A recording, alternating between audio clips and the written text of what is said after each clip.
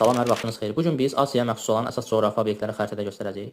Asiyanın şimal uzqar nöqtəsi Çelyuskin burnu, cənub uzqar nöqtəsi Piyay burnu, şərq uzqar nöqtəsi Dejinyov burnu və qərb uzqar nöqtəsi Türkiyədə Ege dənizi sahillərində yerləşən Baba burnudur. Asiyada çoxlu biz dağlara rast gəlirik. Bunlardan ən məşhurlarından biri dünyanın ən hündür dağ sistemi Himalay dağlarıdır. Himalay dağlarının ən hündür zirvəsi Jomolungma və ya Everest zirvəsidir. Hündürlüyü 8848,86 metrdir. Bundan əlavə burada biz Kunlun dağlarını, Pamir dağlarını, Hindukuş dağlarını, Tian Shan dağlarını, Altay, Sayan dağlarını, həmçinin burada böyük və kiçik Xinqan dağlarını, Sixote-Alin dağları, davam edəsək burada Stanovoy silsiləsini, Verxayansk və Çerski silsilələrini misal çəkə bilərik. Hindistanda hündürlüyü çox da olmayan, burada adı da heç yazılmayıb, Şərqi Qat və Qərbi Qat dağlarını misal çəkə bilərik. Həmçinin burada adı yazılmasa da İranda Zagros dağları yerləşir. Burada Elbrus dağları, həmçinin deməli Türkmənistan və İran sərhədində yerləşən Kopet dağ silsiləsini misal çəkə bilərik. Burada Qafqaz dağlarını, Türkiyədə isə biz Türkiyənin şimalında Pont dağları və ya Qaradəniz dağları, cənubunda isə Tavr dağları və ya Toros dağlarını biz Asiyaya məxsus olan əsas dağlar sırasında götürə bilərik. Daha doğrusu Asiyanın əsas düzənliklərindən biz Qərbi Sibir düzənliyi, Orta Sibir yaylasını, dünyanın ən hündür yaylası olan Tibet yaylasını misal çəkə bilərik. Tibet yaylasının təxminən hündürlüyü 4500-5000 metr hündürlüyə malikdir. Burada biz Hind qan qovalığını misal çəkə bilərik. Eyni zamanda Dekan yaylasını, Çində əhalinin sıxlığı ilə fərqlənən böyük Çin düzənliyini, burada İran yaylasını misal çəkərik. Burada Mesopotamiya ovalığı, həmçinin Anadolu yaylası Asiyaya məxsus olan əsas düzənliklər sırasındadır. Həmçinin burada Turan ovalığı da əsas düzənliklər sırasına daxil etmək olar. Asiyaya məxsus olan əsas dənizlərdən biz misal çəkəcəyik. Deməli, Qara dənizi, Laptevlər dənizi, Şərqi Sibir dənizi, burada Çukot dənizi də yerləşir, amma adı görsənməyib. Həmçinin onun yaxınlığında Bering dənizi də yerləşir. Təəssüf ki, burada şəkillərdən görmək olmur. Oxot dənizi yerləşir, Yapon dənizi, Sarı dəniz, burada Şərqi Çin dənizi, Filippin dənizi, Cənubi Çin dənizi, burada adalar arası dənizlərdən Sulu dənizi, Sulawesi dənizini, burada Yava dənizini misal çəkə bilərik. Davam edəsək, burada Andaman dənizi, Ərəbistan dənizi, bu ərazidə biz Qırmızı dənizi də misal çəkə bilərik. Bunlar Asiyaya məxsus olan əsas dənizlər sırasına daxildir. Körfəzlərdən bir misal çəkdik əgər. Deməli, əsas körfəzlərdən biz burada görürük Siam körfəzini, dünyanın ən böyük körfəzi Bengal körfəzi, bu ərazidə İran körfəzi və Oman körfəzi əsas yer tutur. Daha cənubda burada şəkildən görsənmir. Ədən körfəzi də Asiyaya məxsus olan əsas körfəzlər sırasındadır. Boğazlardan biz misal çəkəcəyik. Deməli, Qara Darvazası boğazı. Bu hissədə Asiya ilə Şimali Amerikanın bir-birindən ayırır Bering boğazı.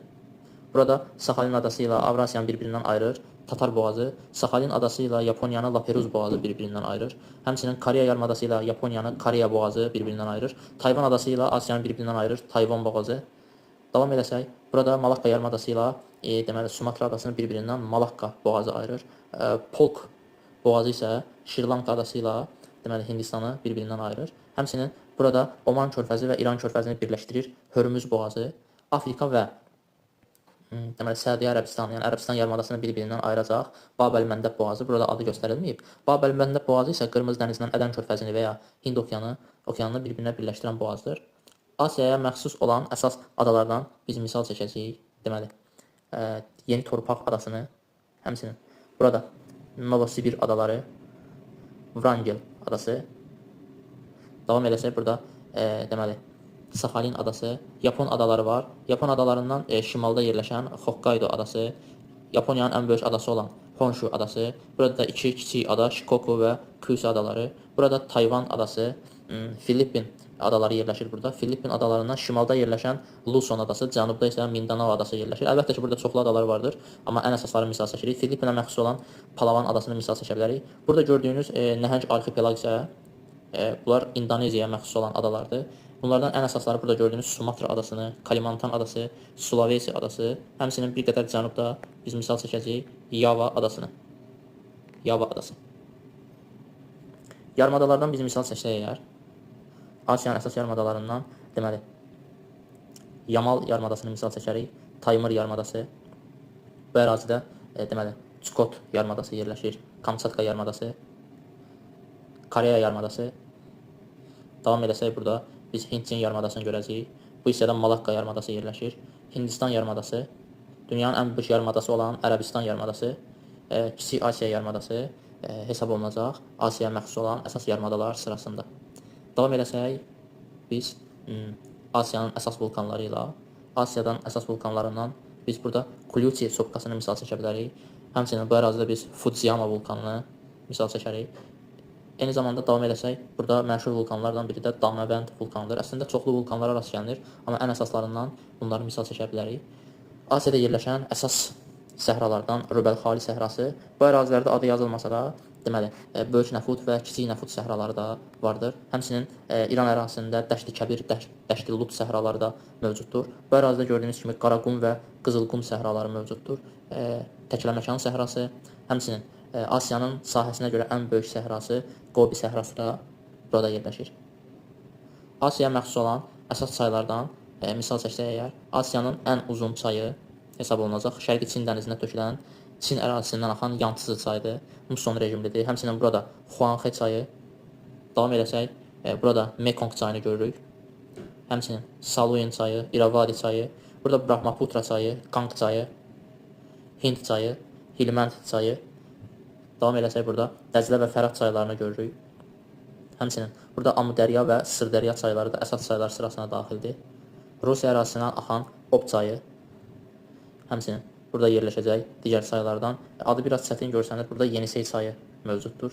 Həmçinin burada Lena çayı, Yana çayı, Indigirka çayı, Kolima çayı, Anadır çayı, həmçinin burada Muson rejimli çaylardan deməli Amur çayı da yerləşir.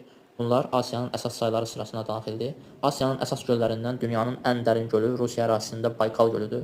Bundan əlavə burada yerləşir Zaysan gölü, Balxaş gölü, bir qədər cənubda İssıq-Kul gölü yerləşir.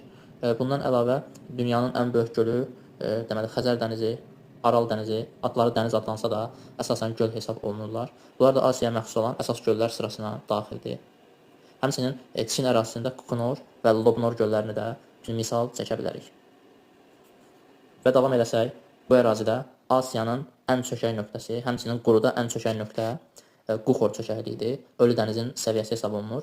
Ölü dənizin, belə deyim, çökəkliyinin səviyyəsi. Ölü dəniz adlansa da əslində göldür və çökəkliyinin dərinliyi okean səviyyəsindən 430 metr aşağıda yerləşir.